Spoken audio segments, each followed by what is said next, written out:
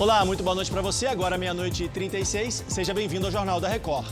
Após quebra de sigilo fiscal de apoiadores do governo, o presidente Jair Bolsonaro diz que vai tomar medidas legais. A Assembleia de São Paulo aprova pacote de ajuda financeira durante a pandemia. E no Rio de Janeiro, a Prefeitura determina o retorno de toda a frota de ônibus da cidade. Agora no Jornal da Record.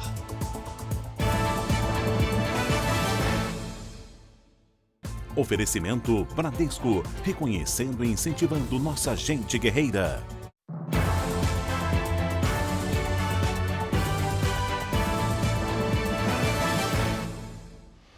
Após o Supremo Tribunal Federal determinar a quebra do sigilo bancário de 11 parlamentares que apoiam o governo, o presidente Jair Bolsonaro publicou agora à noite em redes sociais que vê violação de direitos. Vamos então a Brasília falar ao vivo com Luiz Fara Monteiro, que tem mais informações. Fara, boa noite para você.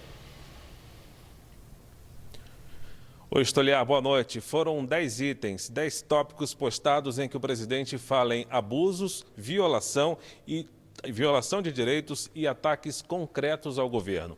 O presidente nega que tenha apreço ao autoritarismo e, sem citar casos específicos, afirma que os abusos presenciados por todos nas últimas semanas foram recebidos pelo governo com a mesma cautela de sempre, cobrando com o simples poder da palavra o respeito e também a harmonia entre os poderes. Bolsonaro escreveu, abre aspas, só pode haver democracia onde o povo é respeitado, onde os governadores escolhem quem irá governá-los e onde as liberdades fundamentais são protegidas. É o povo que legitima as instituições e não o contrário. Isso sim é democracia.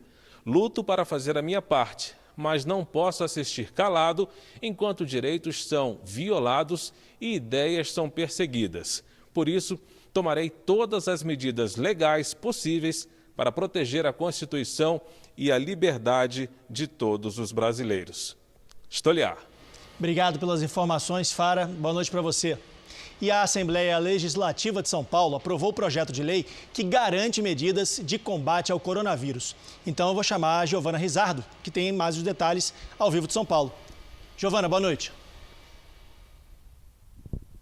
Oi, Leandro, boa noite para você, boa noite a todos. Foi uma sessão extraordinária que aconteceu nesta terça-feira para aprovar esse projeto que estava há exatamente um mês na casa. A votação aconteceu de forma virtual e teve 64 votos a favor e 17 contrários. São medidas em diversas áreas, entre elas auxílio de R$ 300 para famílias, para vítimas, aliás, de violência doméstica, o incentivo fiscal para empresas que queiram fabricar EPIs e respiradores, profissionais da saúde também poderiam ficar em hotéis, o atendimento de idosos no comércio em horário exclusivo e o acesso à internet para os estudantes da rede pública de graça. Outras ações que estão neste documento também são bem parecidas com medidas que já constam no decreto do governo. Então agora esse projeto de lei, ele segue para aprovação do governador João Dória. Leandro.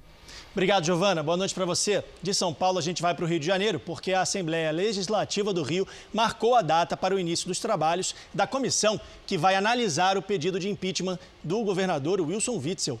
Quem tem mais informações sobre esse caso ao vivo lá do Rio de Janeiro é o Pedro Paulo Filho. Pedro, boa noite para você. Oi, Leandro, boa noite para você, boa noite a todos. Olha, a comissão especial vai ser instalada na quinta-feira. A partir daí, serão entregues a certidão oficial e a cópia do processo ao governador. Depois disso, Wilson Witzel terá o prazo de 10 sessões para apresentar a defesa. E, Leandro, depois de 3 meses de restrições, a Prefeitura do Rio publicou uma resolução que determina o retorno de 100% da frota de ônibus na cidade. Essa medida vale para todas as linhas. Leandro. Tomara que isso ajude no distanciamento social, né, Pedro? Obrigado, boa noite para você. Vamos mudar um pouco de assunto, vamos aos dados mais recentes sobre o coronavírus no Brasil, aqui no nosso telão. Segundo o Ministério da Saúde, o país tem, nesse momento, 923.189 casos confirmados da doença, com 45.241 mortes. 1.282 pessoas morreram só nas últimas 24 horas. A gente tem também o telão de curados. O país tem, nesse momento, 441.729 pacientes que já se curaram da Covid-19 e 436.219 que seguem em acompanhamento. 5 deputados estaduais de São Paulo vão entrar com uma ação contra o governador João Dória e o prefeito Bruno Covas. O grupo integra uma frente na Assembleia Legislativa Paulista chamada de PDO, Parlamentares em Defesa do Orçamento. No começo do mês, eles fizeram uma visita surpresa ao hospital de campanha do AMB. O governador João Dória considerou uma invasão e ameaçou criminalizar os deputados, que também foram criticados pelo prefeito Bruno Covas. Nesta segunda-feira, 3 deles visitaram outro hospital em Guarulhos, na Grande São Paulo. É uma ação judicial em desfavor do governador e do prefeito, que fez acusações caluniosas, difamando os deputados que estiveram no AMB. No caso, os deputados aqui presentes, Coronel Telhada, Letícia Aguiar, Adriana Borgo, Márcio Nakashima e eu, Sargento Nélio. É uma ação que vai cobrar do governador sobre os discursos que ele fez no Palácio do Governo quanto à invasão e agressão verbal aos funcionários. Isso é uma inverdade. Nós foi franqueada a nossa entrada pela funcionária Simone e jamais faríamos qualquer uso de palavra agressiva contra qualquer funcionário ou paciente daquele local. Esse é o papel do legislador, do parlamentar, fiscalizar sim o dinheiro público. E quem não teme, quem não deve, não tem nada a temer, né? Nenhuma ameaça vai intimidar e nem parar o trabalho do PDO, que é sério e que é uma obrigação do parlamentar. E agora uma boa notícia na busca da cura da Covid-19. Um estudo inglês apontou que o corticoide dexametasona pode reduzir a mortalidade de pacientes em estado grave. Esse tipo de remédio de baixo custo já é prescrito aqui no Brasil para pacientes em fase de inflamação pulmonar.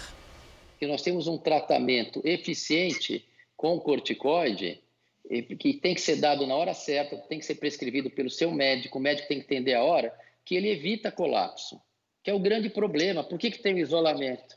Por causa do colapso. Agora, tem outros tratamentos. O meu primeiro caso, por exemplo, ele estava com 80% dos pulmões tomados e aí começamos a dar o tratamento. Em 5 dias o pulmão dele estava limpo, em 7 dias estava com alta sem vírus nem detectável. Eu quero dizer que o Brasil é um país continental e a doença não chegou em várias cidades e não é mais para a gente ter medo, porque essa doença tem tratamento sim.